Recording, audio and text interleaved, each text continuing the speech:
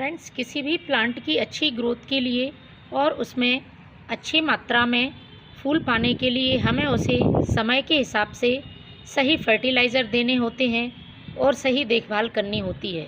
अब जबकि बारिश का सीज़न लगभग ख़त्म होने को है, तो हमें प्लांट में फर्टिलाइज़र भी उसी हिसाब से डालने होंगे, जिससे कि आने वाली सर्दियों तक प्लांट में लगातार ग्रोथ हो और पौधे फल फूल देते रहें।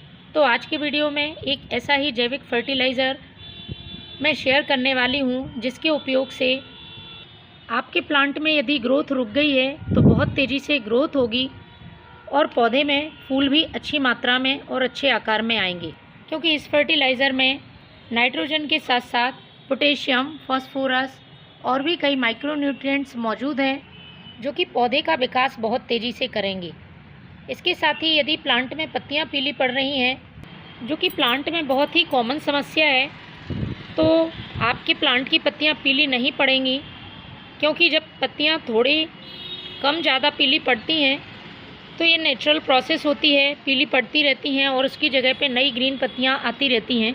लेकिन जब प्लांट लगातार पत्तियां पीली करके गिरा रहा है और उसमें ग्रोथ भी नहीं हो रही है, तो इसका मतलब उसमें कुछ ऐसे पोषक तत्वों की कमी है जो कि प्लांट में पत्तियां पीली पड़ रही हैं।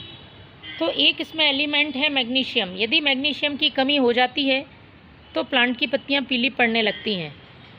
तो इस फर्टिलाइज़र में प्लांट को अच्छी मात्रा में मैग्नीशियम मिल सकेगा और पौधे की पत्तियां चमकदार और ग्रीन होंगी। इस फर्टिलाइज़र को आप अपने सभी प्लांट्स पर यूज़ कर सकते हैं।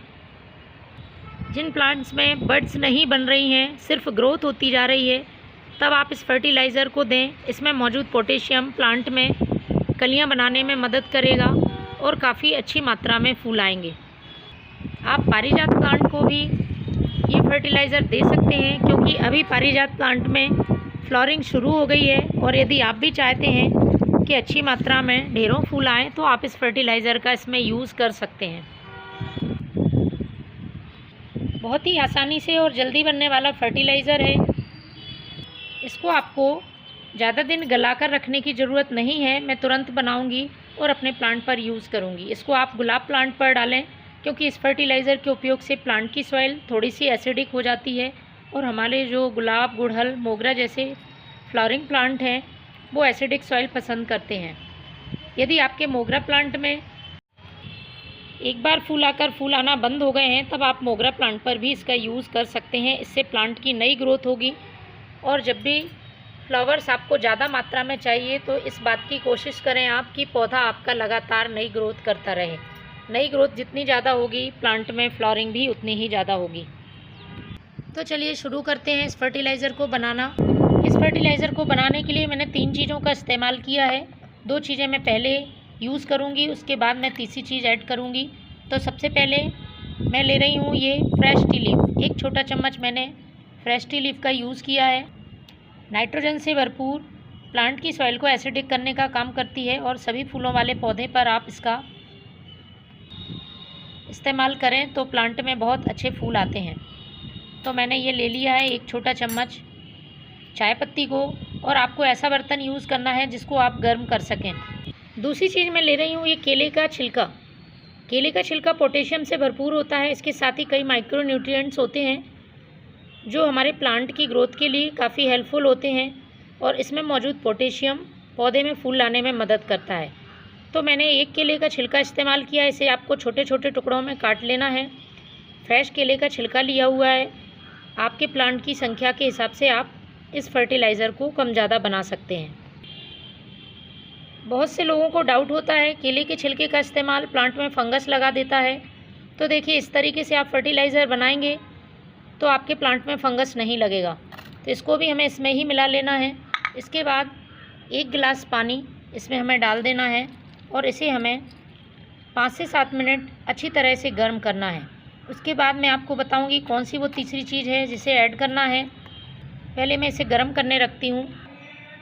5 से 7 मिनट मैंने इसे गर्म कर लिया है। अब इसे ठंडा होने देते हैं। ये फर्टिलाइज़र अब अच्छी तरह से ठंडा हो गया है। अब हमें इसे छान लेना है। छानने के बाद एक चीज़ और मैं इसमें ऐड करने वाली हूँ, लेकिन उसके पहले हमें इसे डाइल्यूट करना होगा। तो जितना भाग फर्टिलाइज़र है उसका 5 भाग हमें सादा पानी मिला लेना है इस तरह से। तो हमारे पास ये तकरीबन 1 लीटर के आसपास ये फर्टिलाइज़र है। अब इसमें मैं जो चीज़ ऐड करने वाली हूँ वो है ये एप्सम साल्ट। 1/4 चम्मच हमें एप्सम साल्ट का यूज़ करना है। मैग्नीशियम सल्फेट इसका नाम है और पौधों की पत्तियों को पीला होने से बचाता है।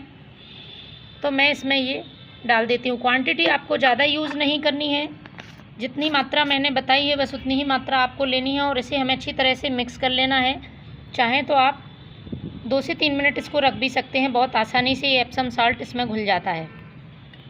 अच्छी तरह से मिक्स हो जाने के बाद अब हमें इसे अपने प्लांट की सॉइल में डालना है। महीने में एक बार आप इस फर्टिलाइज़र का ज़रूर यूज़ करें।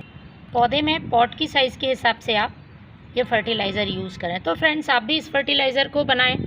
Thank you.